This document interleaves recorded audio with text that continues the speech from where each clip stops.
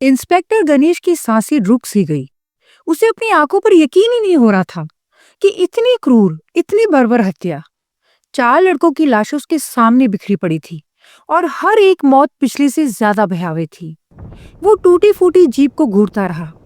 उसे देखकर ऐसा लग रहा था जैसे कि किसी विशाल इमारत से टकराकर वो चकनाचूर हुई हो। लेकिन लेकिन यहाँ तो सीधी सपाट सड़क थी। टक्कर आखिर किससे हुई?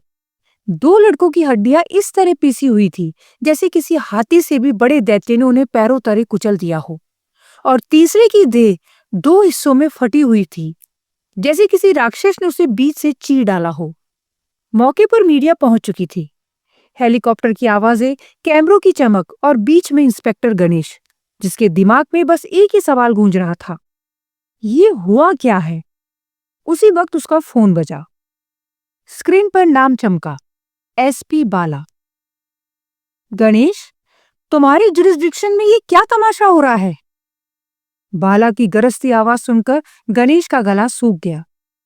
सर, सर मुझे खुद समझ नहीं आ रहा। ये कुछ और ही है। मैं तुम्हें सस्पेंड कर रहा हूं।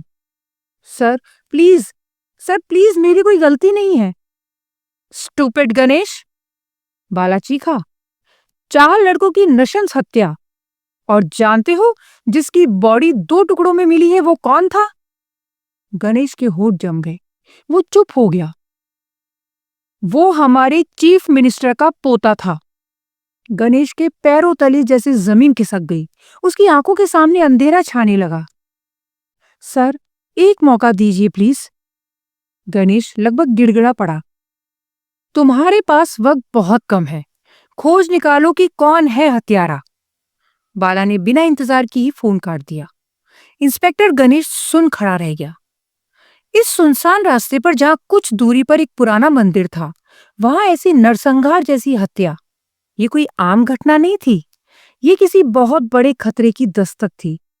गणेश नहीं जानता था कि वर्षों पुराने कुछ शापित साए शायद फिर से जाग चुके थे, और आने वाले दिनों में जो होने वाला था वो इंसानी समझ से कहीं परे था।